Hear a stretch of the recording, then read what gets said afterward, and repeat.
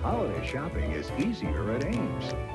We come in contact with products which can be harmful when used in it. At Ames, we believe a safe work environment. Once a beloved discount retailer serving millions in small-town America, Ames soared to prominence only to collapse into bankruptcy and fade into obscurity.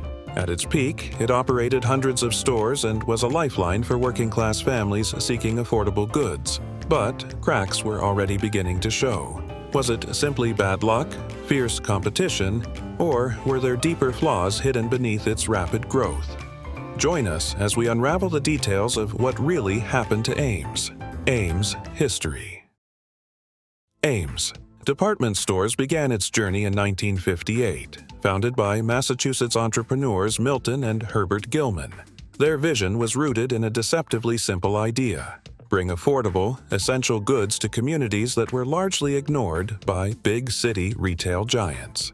The Gilmans recognized a significant gap in the post-war American retail landscape.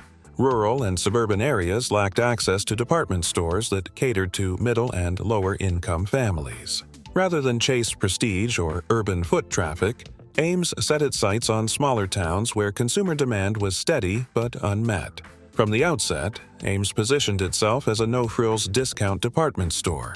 It offered general merchandise, everything from clothing and housewares to automotive supplies, at prices significantly lower than those found in traditional department stores.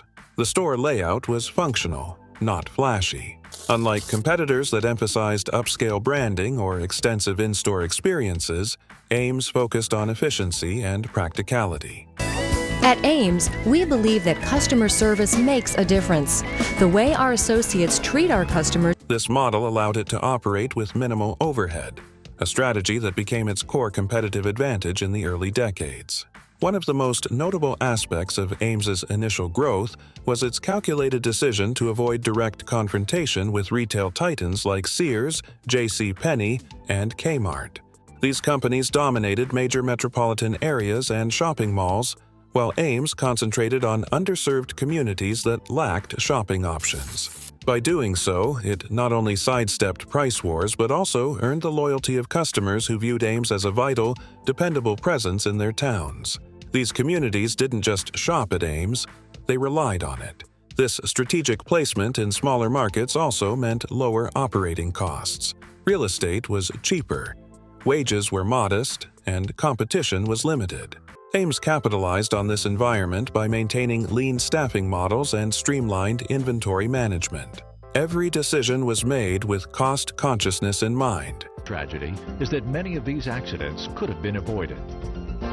The way to minimize hazards in the workplace is through. This discipline enabled the company to offer consistently low prices while still generating sustainable profits during its early years. What further distinguished Ames in the retail ecosystem of the 1960s and 70s was its pioneering approach to discount retailing.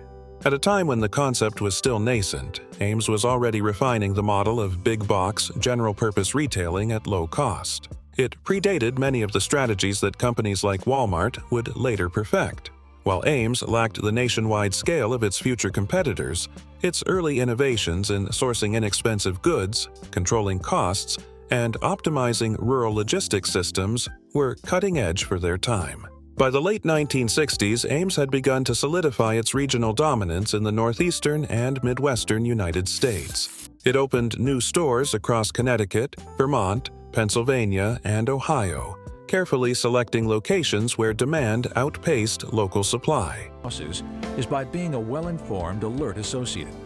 By being alert and providing good customer. This methodical expansion cemented its identity as a regional powerhouse that understood the unique needs of the working-class demographic. The chain's stock began trading publicly in 1967, providing it with additional capital to fuel further expansion. Crucially, the brand became associated with reliability and affordability, two traits that resonated deeply with blue-collar families living outside the orbit of affluent urban centers. The company's slogan, "We're working hard to save you money," wasn't just advertising. It was reflected in its operations, supply chain, and staffing philosophy. Ames understood its customers and built a business that met them exactly where they were, financially and geographically. Unlike many retail startups of the time, Ames also cultivated strong vendor relationships early on. By ordering in bulk and paying suppliers promptly, it was able to secure favorable pricing and pass those savings on to customers. These back-end efficiencies helped stabilize its business model during periods of economic fluctuation. Won't find it, Ames. No waiting on aisle 4. No waiting? Is a long wait. Especially in regions sensitive to employment shifts in manufacturing and agriculture. In short, Ames's early success wasn't accidental. It emerged from a confluence of foresight, geographic strategy, financial prudence, and a genuine understanding of America's overlooked consumer base. Having established strong roots with a clear vision and steady growth, how did Ames escalate its ambitions to become one of the nation's largest discount retailers? By the early 1980s, Ames was no longer the quiet regional player it had once been. Fueled by rising consumer demand in underserved areas and flush with capital from its public offering, the company embarked on a bold expansion strategy. The defining feature of this era was its aggressive acquisition of struggling retail chains, beginning with the landmark purchase of the Zayre Corporation's discount division in 1988. This acquisition instantly added hundreds of new locations to Ames's portfolio. Shop at Ames. We grew up with better values. And was one of the largest retail takeovers of the time, signaling its ambition to become a national force. At its zenith, Ames operated more than 700 stores across 20 states, making it the fourth largest discount retailer in the United States behind Walmart, Kmart, and Target. The scale of its growth was unprecedented in such a short span. While many companies expanded cautiously, Ames expanded with intensity, entering new markets in the South and Midwest through rapid-fire acquisitions. In addition to Zayre, Ames absorbed Hills department stores, further extending its geographic reach into Pennsylvania, Ohio, and beyond. These acquisitions enabled the company to leapfrog organic growth, allowing it to enter territories without having to build infrastructure from scratch. What made Ames's strategy unique was its tendency to buy out weakened competitors on the verge of collapse. This gave the company instant market access and a ready-made customer base, often in areas with limited competition. Store locations were frequently rebranded and restructured under the Ames name. It's perfect. Not only because of the great prices you'll find on name brands, but because this year we're making your giving the impression of a seamless and deliberate national expansion. In reality, the back-end operations were often strained, but outwardly, Ames was booming. As it entered new regions, the company diversified its product mix. No longer confined to apparel and basic household items, Ames began offering electronics, small appliances, seasonal goods, toys, and limited grocery items. This strategic shift reflected a desire to cater to a broader demographic, including middle-income families looking for a reliable discount shopping experience. The product expansion allowed Ames to position itself as a full-spectrum discount retailer, increasingly resembling a scaled-down Walmart. To support this sprawling footprint, Ames invested heavily in warehousing and logistics. New distribution centers were built and existing ones upgraded to manage the flow of goods across its expanding network. Sophisticated inventory systems were implemented to track stock levels, improve delivery schedules, and reduce shelf shortages. Centers on the 4 steps of our A+ service program. Smile, greet the customer, meet the customer's needs. Although not fully automated by modern standards, these investments represented significant progress for a company that had previously operated in smaller, more localized markets. Brand visibility also became a priority during this phase. Ames launched marketing campaigns across radio, newspapers, and local television, especially in newly acquired territories where brand recognition was low. The company emphasized slogans like "Big names for less" and "Come see what's new at Ames," aiming to establish its value proposition in the minds of budget-conscious shoppers. These campaigns were designed not just to draw in customers, but also to compete with the rising brand awareness of Walmart and Target. One of Ames's lesser-known but critical strengths during this era was its effort to strengthen vendor relationships. The company sought exclusive deals with manufacturers and wholesalers, allowing it to stock certain name-brand products unavailable to local competitors. This created a sense of uniqueness in its product offerings and reinforced customer loyalty. Bulk purchasing also allowed Ames to negotiate lower prices, which translated into more competitive pricing on store shelves.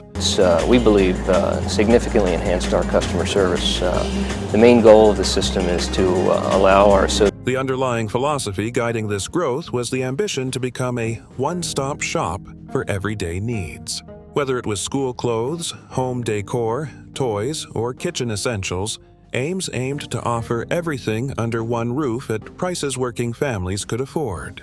This holistic model resonated strongly with its core customer base, particularly in areas that lacked alternative retail options.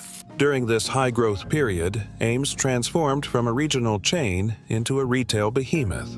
Its meteoric rise was driven by strategic acquisitions, product expansion, infrastructure investment, and aggressive market penetration. The company appeared poised to challenge the retail elite, commanding a vast network and enjoying widespread consumer trust. But as history would soon reveal, this rapid ascent carried with it the seeds of future instability. As Ames soared to new heights through aggressive acquisitions, what underlying problems began to surface that threatened the company's long-term stability? While Ames appeared to be flourishing on the surface during the late 1980s and early 1990s, internal fractures were quietly widening beneath its rapid expansion. The very acquisitions that had catapulted it to national prominence also created operational chaos. The integration of different retail chains, most notably Zayre and Hills, proved more complex than anticipated. Each acquired chain came with its own systems, supply vendors, employee cultures, and management philosophies. Rather than standardizing operations, Ames allowed many inconsistencies to persist, resulting in an incohesive corporate structure that struggled to function efficiently. The technological backbone of Ames remained alarmingly outdated. While competitors were adopting computerized inventory systems and scanning technology at checkout counters, Ames continued to rely on antiquated point-of-sale and inventory methods. These limitations not only slowed transactions, but also hindered accurate stock tracking, leading to either empty shelves or excessive backroom inventory. Managers were often forced to make decisions based on incomplete or outdated information, which compounded merchandising and replenishment errors. Ames's rapid expansion was heavily financed through borrowing. Acquisitions of massive chains like Zayre were executed without securing adequate capital reserves to manage the post-merger integration or operational upgrades. The new Ames was now considerably smaller than its massive peak of over 600 stores. As debt obligations piled up, the company faced increasing pressure to meet interest payments, even as its earnings began to stagnate. This over-leveraged position left Ames financially vulnerable, particularly during periods of economic downturn or unexpected market fluctuations. Meanwhile, inconsistencies in store design added to customer dissatisfaction. Because Ames absorbed numerous locations from different chains, it often failed to standardize the store layouts. As a result, shoppers encountered disjointed floor plans, poor signage, and an inconsistent flow of departments from one location to another. What might be found in the front of one store could be tucked in the back corner of another. These irregularities made the shopping experience confusing and frustrating, especially when compared to the polish. The human cost of expansion also became evident. Ames operated with a lean staffing model, but as the number of stores ballooned, the workforce didn't scale proportionally. Employees often found themselves overworked and undertrained, especially during peak seasons. Management turnover was high, and store-level morale deteriorated. Frontline staff bore the brunt of customer frustrations, while corporate leadership remained focused on growth rather than stability. Poor internal communication and limited employee incentives made it difficult to maintain consistency in service across locations.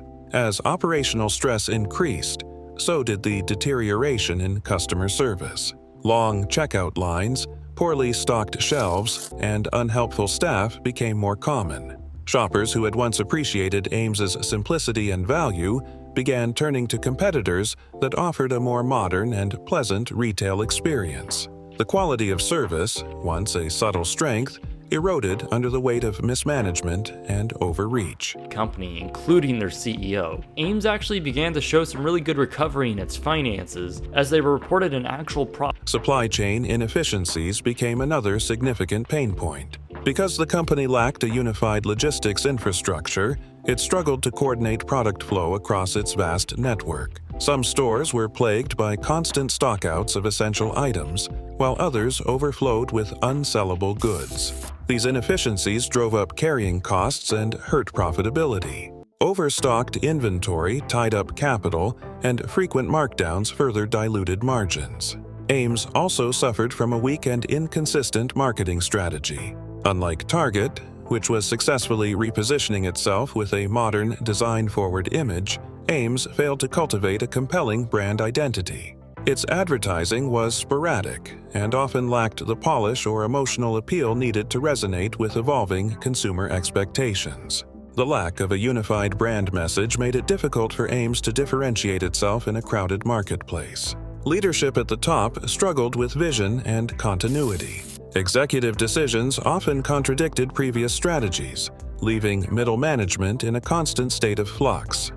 In which Ames was charged $20 million for. This left Ames losing $1.6 million by the end of 19. One quarter emphasized discount fashion, the next pivoted toward home goods or electronics.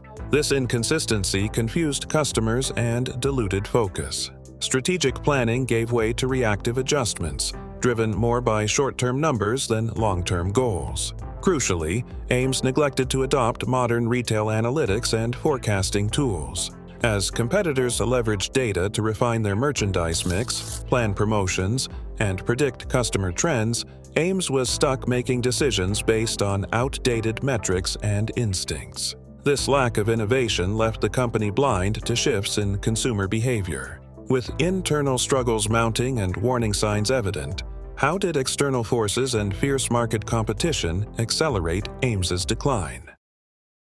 As Ames entered the late 1990s, the retail environment it once dominated had radically transformed. The company, already reeling from internal inefficiencies, now faced a barrage of external pressures that accelerated its decline. The most formidable threat came from Walmart, whose relentless expansion into rural and suburban America directly encroached on Ames's long-held territory. Walmart's unmatched economies of scale allowed it to offer lower prices across nearly every product category. Backed by a hyper-efficient logistics system, Walmart replenished shelves faster, moved inventory cheaper, and undercut Ames in nearly every market they shared. Simultaneously, Target began a successful transformation that positioned it as the upscale discounter, appealing to middle-class consumers seeking a blend of affordability and style. Through sleek advertising, celebrity partnerships, and curated product lines, Target redefined discount shopping. Ames, by contrast, remained frozen in a bygone era. Its stores often cluttered, its branding outdated, and its offerings largely uninspired. While Target elevated the discount store experience, Ames was increasingly seen as a relic. 3 other strategically located distribution centers process the remaining freight, each servicing approximately 1/3 of our stores. Unable to modernize either its image or in-store appeal. Adding to these competitive pressures was the rise of e-commerce in the late 1990s. Though still in its infancy, online retail began to alter consumer expectations around convenience, selection, and pricing.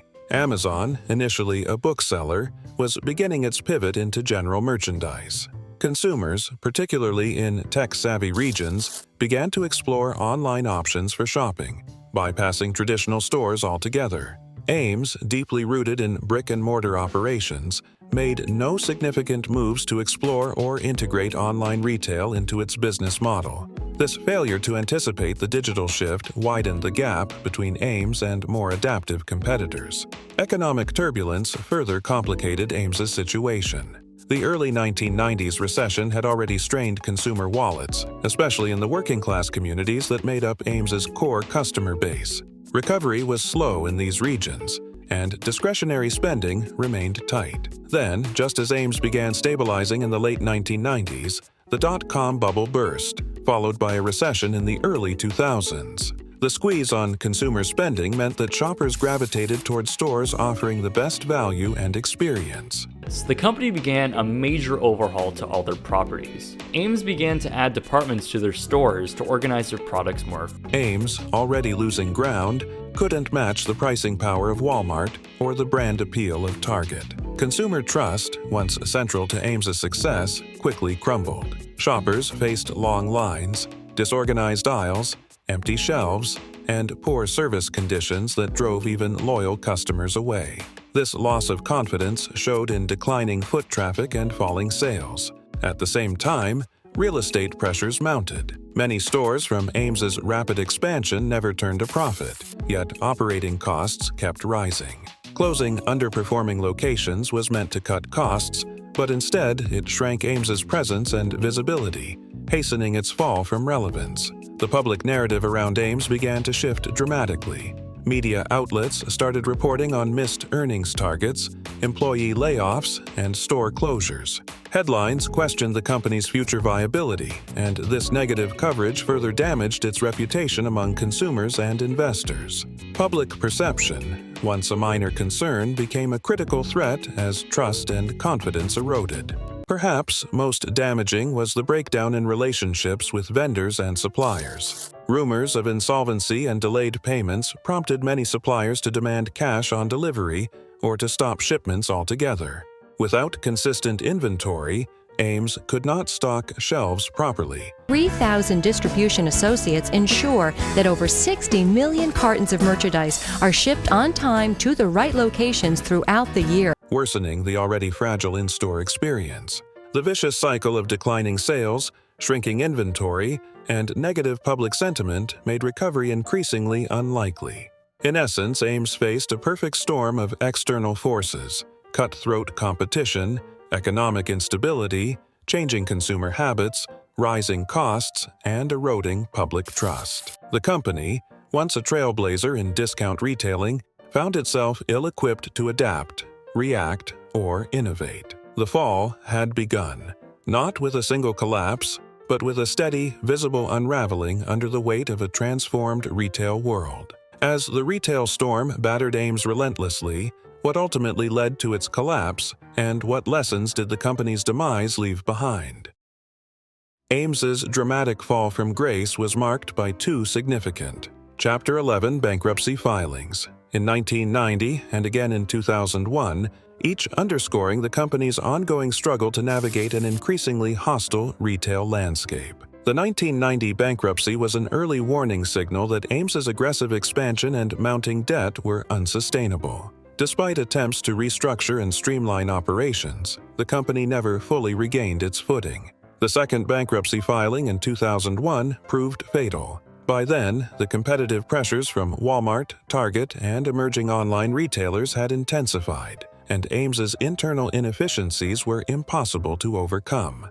The company's failure to adapt led to its eventual liquidation in 2002. At the time of closure, Ames operated over 300 stores across multiple states, employing thousands of workers. The liquidation process was swift and devastating. Stores closed their doors permanently, assets were auctioned off to pay creditors, and many of the once bustling locations were either repurposed by other retailers or demolished. Locations like these probably can't be sold or leased to anyone in these conditions, and theoretically their only option now is to demolish the structure. For countless small towns and suburban communities, the disappearance of Ames marked the end of an era, leaving behind empty storefronts and economic uncertainty. The ripple effects on employees and local economies were profound, with many workers losing jobs and communities losing a vital retail anchor. Ames's collapse has since become a cautionary tale in the annals of American retail history. Scholars and business analysts frequently cite Ames as a prime example of the perils of rapid, unchecked expansion without strategic coherence. Its story is studied alongside other retail failures to illustrate the risks inherent in aggressive acquisitions funded by unsustainable debt. The company's inability to integrate diverse acquisitions into a unified operational model exemplifies how scale without control can lead to systemic failure. Yet, Ames's legacy extends beyond its failures. For many small-town shoppers, Ames was once more than just a discount store. It was a trusted institution that made consumer goods accessible during times of economic uncertainty. This nostalgic connection endures in memories and stories, particularly in the northeastern and midwestern communities where Ames first thrived. The company's initial focus on affordability and accessibility still resonates as a reminder of a different retail era. From a business perspective, Ames's downfall highlighted several critical lessons that remain relevant. To see a company who saw their glory days in the 80s to no longer exist. And towards the end, it was a pretty terrible brand. First, it underscored the essential role of technology in retail success. Ames's failure to modernize its inventory management and point-of-sale systems left it lagging behind competitors who could better respond to consumer demand. Second, the company's poor in-store experience demonstrated the importance of customer service and store environment in cultivating brand loyalty. Retailers today recognize that low prices alone are insufficient if customers face inconsistent layouts, empty shelves, and indifferent staff. Moreover, Ames's story reinforced a fundamental truth of retail. Adaptation is not optional. In an industry defined by rapid changes in consumer preferences, technology, and competitive dynamics, retailers must be agile and forward-thinking. Those unable or unwilling to innovate face obsolescence regardless of their past success. Ames serves as a stark reminder that market leadership can be fleeting without continuous reinvention. In recent years, there have been sporadic attempts to revive the Ames brand. Dan Bell made on an abandoned Ames location in Baltimore shows the absolutely terrible condition the store is. Some investors and entrepreneurs have toyed with the idea of resurrecting the name, leveraging its nostalgic appeal among older consumers. However, these efforts remain tentative and have yet to gain significant traction. The retail landscape today is vastly different, dominated by e-commerce giants and sophisticated omnichannel strategies. Any revival would require a radical reinvention, not merely a reliance on past goodwill. Ultimately, Ames's rise and fall encapsulate a quintessential American retail saga, born from entrepreneurial vision, expanded through bold ambition, undermined by operational weaknesses, and swept away by relentless market forces.